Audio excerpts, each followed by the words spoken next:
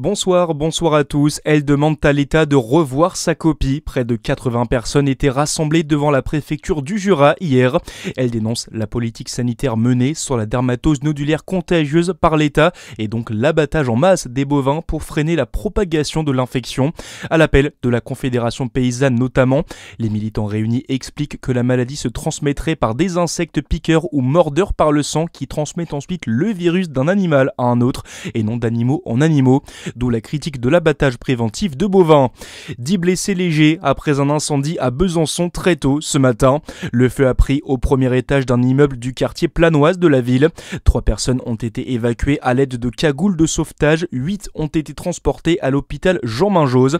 Une trentaine de pompiers ont été mobilisés. 7 personnes vont être relogées par la mairie.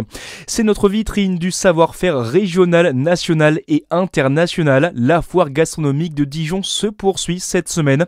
Près de 400 exposants venus de toute la France et d'ailleurs se réunissent comme chaque année. Et cette 95e édition continue de séduire les plus gourmands entre dégustations, démonstrations culinaires et découvertes artisanales. Notre journaliste Charlie Chevasson est allé à la rencontre de Pamela qui tient un stand au village italien nommé Casa Folina.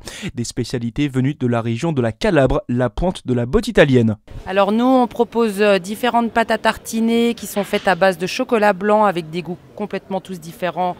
Et ensuite on a du miel qu'on propose à la bergamote, au citron, au chili. On avait à la truffe mais malheureusement fureur. Vous pouvez le manger ou sur du sucré comme sur du salé. J'ai proposé même sur des yaourts nature, du fromage blanc accompagné de ce petit miel. Et on a aussi 2 autres épices où on fait, ça sera plus pour accompagner les viandes ou le foie gras, des choses comme ça. La foire gastronomique se déroule jusqu'au 11 novembre, aujourd'hui encore, puis les 6 et 9 novembre entre 10h et 20h, et puis les 7, 8 et 10 novembre entre 10h et 22h en nocturne. Dans le reste de l'actualité, 2 blessés en urgence absolue et 3 en urgence relative. Le bilan sur l'île d'Oléron, alors que ce matin, un véhicule a foncé volontairement sur des passants. D'après le ministre de l'Intérieur, Laurent Nunez, le périple du conducteur a duré 35 minutes. Le caractère terroriste de son geste n'est pas encore confirmé. Le suspect était déjà connu pour des faits de droit commun et pour une forte consommation d'alcool et de drogue.